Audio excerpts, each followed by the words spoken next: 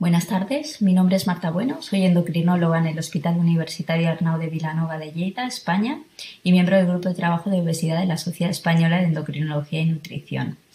Les voy a hablar de obesidad y gestación y, en primer lugar, quería dar las gracias a la organización por haberme invitado a participar en estas jornadas.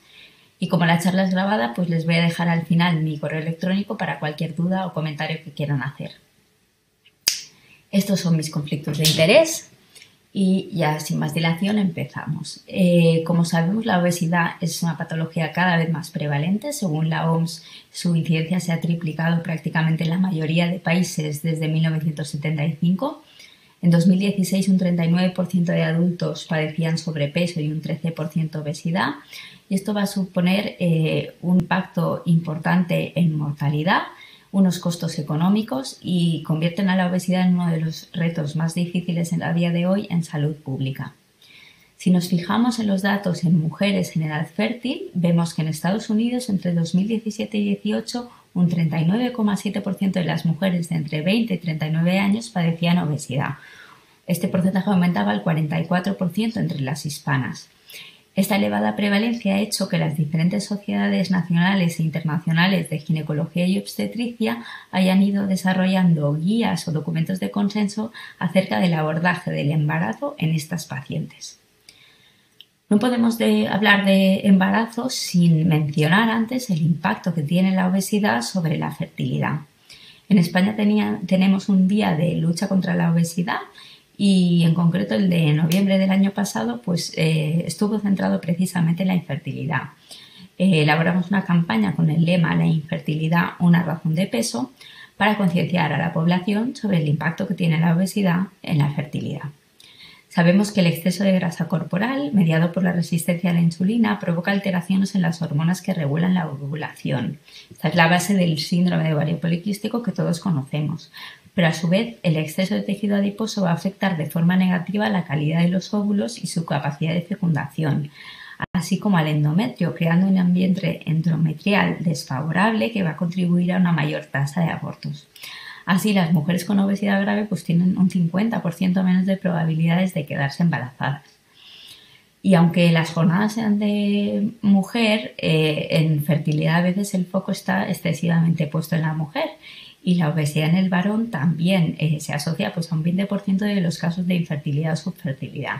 Va a afectar a la cantidad y a la calidad del semen y se estima que la infertilidad en hombres aumenta un 10% por cada 9 kilos de exceso de peso.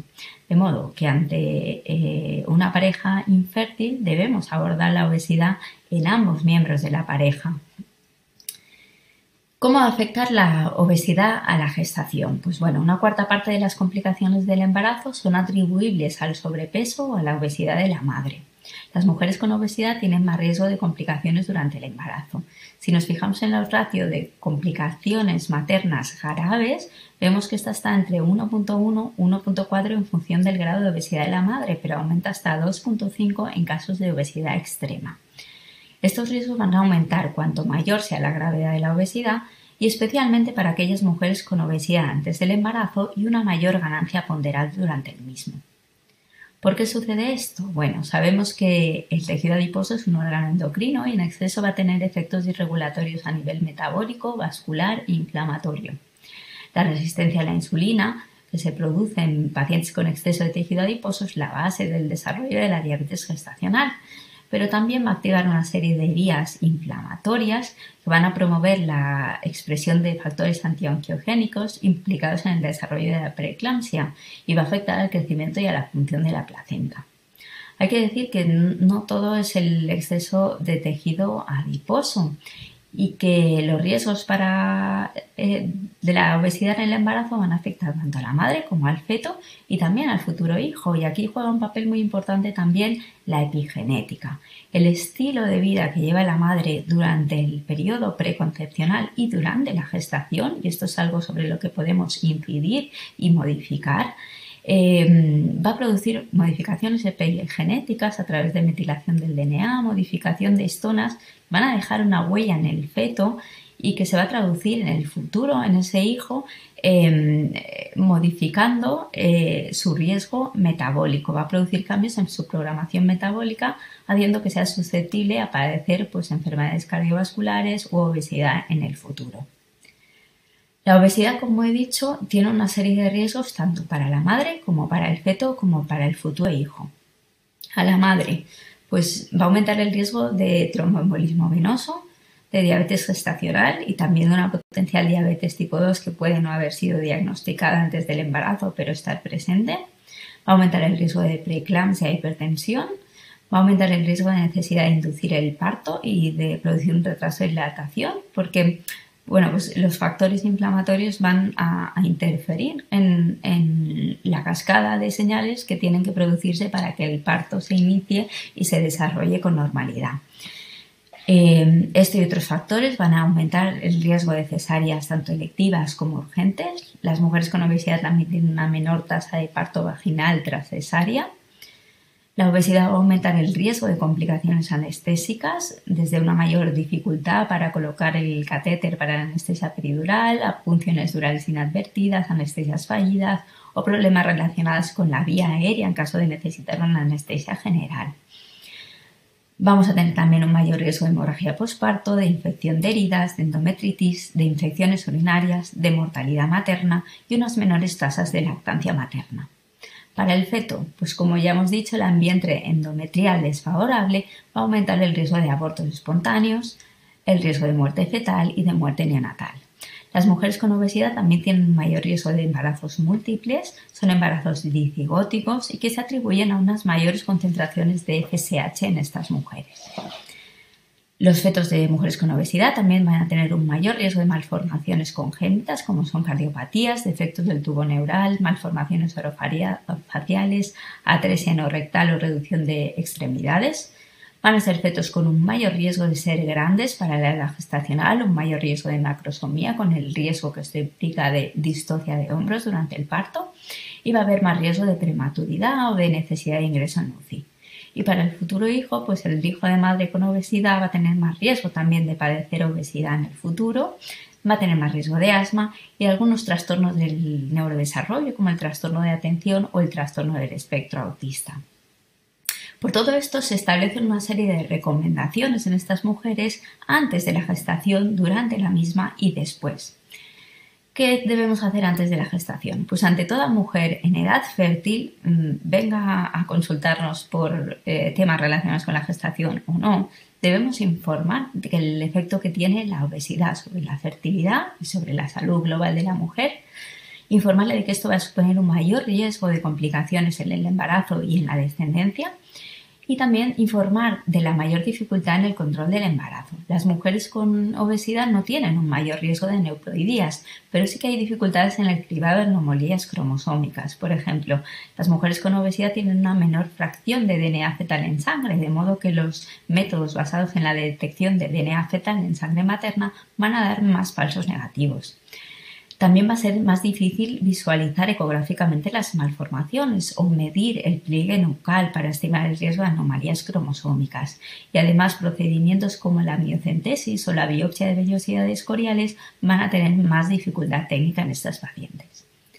Ante cualquier mujer con obesidad debemos valorar también las potenciales complicaciones asociadas a la obesidad. Valorar la presencia de una diabetes, de una hipertensión, de un SAOS. En todas las pacientes con obesidad debemos recomendar la pérdida de peso, importante, informar de cómo conseguirla. A nadie se le ocurre recomendar a un paciente con insuficiencia cardíaca que debe mejorar su fracción de eyección. Pues del mismo modo no podemos decirle a un paciente con obesidad que debe perder peso. Debemos decirle cómo debe perder peso. A través del tratamiento dietético, de actividad física y ejercicio, del cambio de hábitos, de fármacos en caso de que estén indicados, y aquí es importante recordar que todos los fármacos para la obesidad están contraindicados en embarazo y por tanto deben ser discontinuados desde el momento en que la mujer esté buscando el embarazo. Y en casos de obesidad más grave, pues podemos recomendar también la cirugía bariátrica, siempre informando a la mujer de que deberá demorar el embarazo al menos un año después de la cirugía. La mujer que busque una gestación a corto plazo, debemos hacer los cuidados preconcepcionales habituales. Recomendación de alimentos, de alimentación saludable, de alimentos a evitar durante el embarazo, ajustar los tratamientos que lleve la mujer. Como he dicho, los fármacos para obesidad deben ser discontinuados, y aquí tengo que hacer el inciso acerca de la metformina. La metformina es un fármaco que podemos estar utilizando en mujeres con prediabetes o en mujeres con ovario poliquístico. Es un fármaco que ha demostrado ser seguro en el embarazo y lo utilizamos en diabetes gestacional y en diabetes tipo 2 en algunas pacientes, pero sí es cierto que no ha demostrado eficacia en reducir el aumento de peso durante el embarazo, y por tanto, por este motivo, pues no sería necesario mantenerlo en estas pacientes. Vamos a recomendar también la suplementación habitual. En nuestro medio estamos recomendando la suplementación con 200 microgramos diarios de yodo y la recomendación con ácido fólico. Respecto a la cantidad de ácido fólico a dar, bueno, pues aquí hay controversias. El ácido fólico tiene un nivel de evidencia alta a la hora de disminuir la recurrencia de defectos del tubo neural en mujeres con normopeso, y por eso se recomienda la suplementación con 400 microgramos al día a todas las mujeres desde 1 o 3 meses antes de la concepción, manteniéndola durante el primer trimestre de embarazo. En algunas poblaciones de mujeres hay evidencia, aunque limitada, y este es un problema que nos vamos a encontrar a menudo en embarazo, y es que la calidad de los estudios es baja y muchas recomendaciones las vamos a hacer con un nivel de evidencia baja o muy baja. En mujeres que ya han tenido antecedentes de hijos con defectos del tubo neural, en estos casos sí parece firme la recomendación de dar dosis más altas, de 1,5 miligramos al día. Y en otras poblaciones no está tan claro el beneficio, como en pacientes que tengan antecedentes familiares de defectos del tubo neural, que utilicen algunos fármacos como los anticomiciales, pacientes con problemas de mala absorción, como van a ser las pacientes con cirugías bariátricas, pacientes con diabetes o con obesidad. A pesar de que el grado de evidencia es muy bajo, nosotros sí estamos recomendando dar dosis de ácido fólico de 5 miligramos al día en las pacientes con obesidad. Estas pacientes acostumbran a tener un mayor riesgo de defectos del tubo neural y además concentraciones menores de ácido fólico a pesar de la suplementación. Esto hace que algunos autores postulen pues que bueno, quizá no es el ácido fólico el responsable de este aumento de defectos del tubo neural en estas pacientes, pero ya digo, a pesar del nivel de evidencia muy baja, nosotros sí estamos recomendando dar dosis más altas en estas pacientes. ¿Qué más? Una vez la paciente está embarazada, durante la gestación, lo primero que tenemos que hacer es determinar el índice de masa corporal, y lo vamos a determinar a partir del peso pregestacional. En caso de no disponer de datos, vamos a utilizarlos de la primera visita durante la gestación, y en función de esto catalogaremos el grado de obesidad o sobrepeso de la paciente y daremos recomendaciones de ganancia ponderal durante el embarazo. Para evitar una ganancia de peso excesiva, vamos a recomendar una dieta moderadamente hipocalórica y o ejercicio, yo diría siempre, salvo que haya contraindicaciones, al menos 20-30 minutos diarios de ejercicio de intensidad moderada la mayoría de los días de la semana.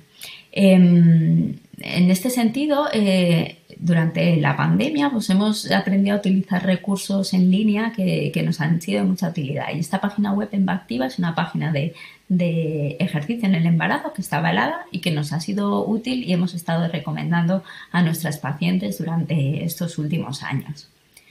¿Cuánto peso debemos ganar durante la gestación? Pues bueno, estas son las recomendaciones clásicas de la IOM del año 2009, donde estratifican la recomendación de ganancia de peso recomendada en función del IMC pregestacional. ¿Qué problema tenemos con estas recomendaciones? Pues bueno, como la mayoría de cosas durante el embarazo, pues están basadas en estudios observacionales y varían en función del índice de masa pregestacional, pero no nos van a diferenciar entre los distintos grados de obesidad, y no es lo mismo una paciente con un IMC de 30 que una con un IMC de 40. Sabemos que los riesgos de tener una ganancia ponderal menor a la recomendada en cada una de estas categorías va a aumentar el riesgo de tener fetos pequeños para la edad gestacional y de prematuridad. Y los riesgos de aumentar más peso del recomendado son un mayor riesgo de fetos grandes para la edad gestacional y macrosomía, un mayor riesgo de cesárea, de diabetes gestacional, de hipertensión y de preeclampsia. No obstante, existen trabajos en mujeres con obesidad que observan una mayor reducción de los riesgos de fetos grandes para la edad gestacional, de macrosomía, de hipertensión, de preeclampsia y de retención de peso posparto con ganancias ponderales menores a las recomendadas, es decir, menores a estos 5 kilos que se recomiendan aquí. Y además, la asociación de una ganancia de peso inferior a la recomendada con los riesgos de parto prematuro disminuyen a medida que aumenta el índice de masa corporal. De este modo, por ejemplo, aquí tenemos esta revisión sistemática de estudios observacionales donde se valoraban los riesgos de fetos grandes para la edad gestacional, pequeños para la edad gestacional y de cesárea, y en función del índice de masa corporal y de la ganancia de peso durante el embarazo. Y esta concluyó que los mejores resultados se obtenían con ganancias de peso de entre 5 y 9 kilos en obesidad grado 1, entre 1 y 5 kilos en obesidad grado 2 y evitando la ganancia de peso en obesidad mórbida. De modo que, por ejemplo, la Sociedad Americana de Obstetras y Ginecólogos recomienda que en obesidad mórbida las ganancias ponderales deberían ser mínimas, siempre y cuando el crecimiento fetal sea adecuado. Por tanto, en pacientes con obesidad grave podemos ser tolerantes con el no aumento de peso e incluso con una pérdida ligera de peso durante el embarazo, siempre y cuando efectivamente el crecimiento fetal sea el adecuado. Otras guías, y debido a la baja calidad de los estudios disponibles, recomiendan centrarse en recomendar una alimentación saludable y no monitorizar el peso durante la gestación. Una vez la paciente ha conseguido la gestación, ¿qué más debemos hacer? Pues son pacientes en las que vamos a recomendar un manejo multidisciplinar. Recomendamos la realización de una ecografía fetal para determinar bien la edad gestacional. Son pacientes que a menudo tienen ciclos anovulatorios y es importante datar el embarazo en base a la ecografía. Además, como ya hemos comentado, tienen un mayor riesgo de embarazos múltiples. Respecto a la vitamina D, ¿hay que suplementarla? Pues bueno, no hay consenso entre las guías. Las recomendaciones varían, algunas no recomiendan suplementar, otras dan recomendaciones de suplementación de 400 unidades diarias para todas las gestantes y otras hablan simplemente de recomendaciones de ingesta diaria, no suplementación, sino ingesta diaria total de vitamina D.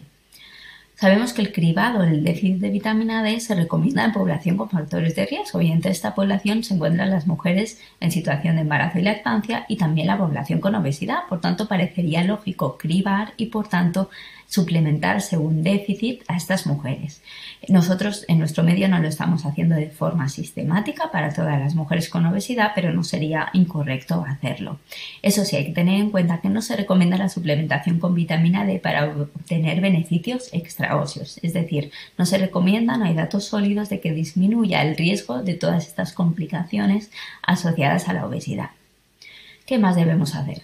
Pues valorar la tromboprofilaxis. La haremos con heparina de bajo peso molecular, ajustando dosis según peso, y valoraremos hacerla durante la gestación y en el posparto o únicamente en el posparto en función del grado de obesidad y del resto de factores de riesgo para tromboprofilaxis. También valoraremos la profilaxis con aspirina en obesidad grado 2, en obesidad mórbida, en función del resto de factores de riesgo de desarrollar complicaciones hipertensivas durante el embarazo. Realizaremos cribado de diabetes en el primer trimestre. Nosotros en nuestro hospital actualmente estamos haciendo cribado de diabetes para todas las pacientes con obesidad o sin en el primer trimestre. Determinamos siempre una glucemia basal en todas las pacientes en la analítica del primer trimestre. Si esta está por debajo de 92 miligramos de decilitro, queda descartada. Por encima de 126 se confirma la presencia de una diabetes pregestacional. Y entre 92 y 125 les haríamos a estas pacientes un test de tolerancia oral a la glucosa. También sería recomendable realizar un despistaje de SAOS a través de la historia clínica y en pacientes con obesidad mórbida considerar la valoración anestésica antes del parto. Y después de la gestación, ¿cuáles son las recomendaciones? Pues bueno, sabemos que las mujeres con obesidad tienen menores tasas de inicio y mantenimiento de la lactancia materna, por lo que deberíamos aconsejar y facilitar la misma informando a la paciente de grupos de apoyo o cómo solventar dificultades que puedan surgir. Debemos recomendar dieta y ejercicio para conseguir una reducción ponderal y así minimizar los riesgos de una futura gestación. Lo ideal antes del embarazo sería conseguir un peso ideal, pero reducciones del peso de entre un 5 y un 7% ya se ha visto que tienen un impacto beneficioso disminuyendo las complicaciones de la gestación. Hablar un poco sobre gestación tras cirugía bariátrica. Cada vez nos vamos a encontrar con más mujeres en edad fértil que se han operado de cirugía bariátrica y por eso surgen documentos de consenso también sobre cómo actuar con estas pacientes. Tras la cirugía bariátrica se van a reducir el riesgo de todas las complicaciones asociadas a la obesidad, pero sobre todo si esta gestación se produce muy pronto tras la cirugía, aumenta el riesgo de fetos pequeños para la edad gestacional y de prematuridad. Normalmente recomendamos evitar la gestación hasta pasados los 12-18 meses tras la cirugía bariátrica y siempre y cuando la mujer haya estabilizado el peso, no esté todavía perdiendo peso. En casos en que la gestación se produzca antes, debemos monitorizar ecográficamente el crecimiento fetal. Este es un estudio realizado por el Grupo de Trabajo de Obesidad de la Sociedad Española de Endocrinología y Nutrición, donde se recogieron los datos de 168 embarazos en 112 mujeres operadas de cirugía bariátrica. En él vimos que la incidencia de diabetes gestacional era de un 3%, no hubo ninguna complicación hipertensiva del embarazo y en las gestaciones producidas antes del año de la cirugía observamos como las madres tenían un índice de masa corporal mayor que aquellas que habían conseguido la gestación más de un año tras la cirugía, 34.6 versus 30.4, y en aquellas en que la gestación se producía antes del año había también una mayor incidencia de pérdidas fetales. Respecto al porcentaje de niños pequeños para la edad gestacional, este era mayor en las pacientes con cirugías malabsortivas como la derivación biliopancreática que en pacientes operadas de bypass o de técnicas únicamente restrictivas. En cualquier caso, las pacientes deben ser siempre informadas del aumento de la fertilidad tras la cirugía. Muchas no utilizan habitualmente ningún anticonceptivo y debemos alentarlas a utilizar un método fiable tras la cirugía, evitando en aquellas cirugías con componente malabsortivo los anticonceptivos orales. Hay que recordar que muchas de las pacientes operadas de cirugía bariátrica van a seguir padeciendo obesidad, aunque en menor grado tras la cirugía. Por tanto, tendremos que tener en cuenta todas las recomendaciones anteriores y, dado que son pacientes de alta complejidad, realizar un seguimiento multidisciplinar. En todas las pacientes vamos a valorar las posibles deficiencias de micronutrientes. Antes de la gestación y en cada trimestre deberemos monitorizar al menos hemograma, hierro, ferritina, cobalamina, calcio y vitamina D. Añadiremos al polivitamínico que toman ya habitualmente los suplementos específicos convenientes. Respecto a la vitamina A, recordar que hay pacientes con cirugías muy malabsortivas que tienen déficit de vitamina A y a pesar de que la vitamina A sea teratogénica, si la paciente tiene un déficit constatado, debe mantener el tratamiento durante el embarazo, intentando no superar las dosis de 10.000 unidades diarias.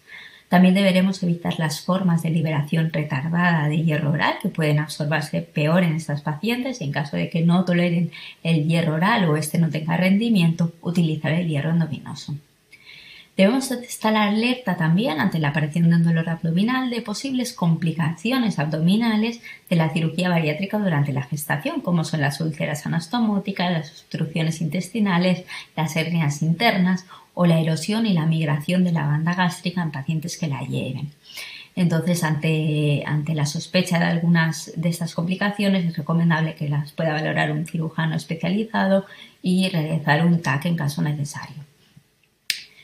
¿Cómo vamos a diagnosticar la diabetes gestacional tras la cirugía bariátrica? Pues bueno, en el cribado tenemos algún problema porque a menudo la sobrecarga oral de glucosa en estas pacientes es mal tolerada. Las pacientes, sobre todo las pacientes que tienen hecho un bypass, pueden presentar cuadros de dumping, de hipoglucemias postprandiales. Entonces, a veces debemos utilizar otras alternativas, como son, por ejemplo, las mediciones de glucemia capilar antes y 2 horas después de la comida durante una semana, que vamos a hacer más o menos en la misma semana en que haríamos el cribado con la sobrecarga oral de glucosa. Mediciones de glucemia capilar antes y 2 horas después del desayuno durante una semana. Tanto en la primera como en la segunda opción, si encontramos 2 puntos alterados, diagnosticaríamos a la paciente de diabetes gestacional y actuaríamos en consecuencia. También es de utilidad la monitorización continua, que cada vez está más disponible en los servicios de endocrinología y nutrición. Y podemos utilizar la glicada, pero teniendo en cuenta que es un parámetro que a veces es poco valorable en estas pacientes porque tienen mucha variabilidad glicémica. Al tener un tránsito rápido, producen a veces muchos picos y picos de glucemia postprandiales bastante marcados y después presentan hipoglucemia, de modo que la glicada a veces no es el parámetro más recomendable. Nosotros estamos recomendando la primera opción. Esto es lo que estamos haciendo en nuestras pacientes. ¿Cuándo hacer controles de glucemia capilar en caso de que la paciente tenga diabetes gestacional? Pues tampoco hay nada muy establecido, pero en principio estamos recomendando realizarlos antes y 2 horas después de las comidas. Como digo, a veces estas pacientes tienen mucha variabilidad glucémica y a veces son perfiles que son difíciles de interpretar. Y no puedo acabar esta presentación sin hacer mención al estigma. Las personas con obesidad están discriminadas en todos los aspectos y también están discriminadas por los propios sanitarios. A menudo somos poco proactivos a la hora de abordar la obesidad en el paciente que viene a la consulta por cualquier otro motivo. A veces por falta de tiempo, pero a veces también por falta de herramientas o porque es una patología pues difícil de manejar, es una patología crónica, compleja, donde hace falta la colaboración del paciente y a veces todo esto es difícil y hace que no abordemos de un modo adecuado. Y por supuesto es importante no culpabilizar. El paciente que padece obesidad no es culpable, la obesidad no es solo comer más y moverse menos, y debemos de abordarlo siempre desde una perspectiva positiva, de dar herramientas al paciente para mejorar su salud y en este caso pues dar herramientas a la mujer embarazada para mejorar su salud y la de su futuro hijo. El pasado 4 de marzo fue el Día Mundial de la Obesidad. El lema de este año era todo el mundo necesita actuar, así que actuemos. Abordemos la obesidad en las mujeres en edad fértil, en las mujeres embarazadas, siempre desde un punto de vista pues, positivo y buscando mejorar la salud y la calidad de vida de estas pacientes. Y me despido con esta imagen de mi hospital y como ya he dicho les dejo mi correo electrónico para cualquier duda o comentario que me quieran hacer. Muchísimas gracias por la atención.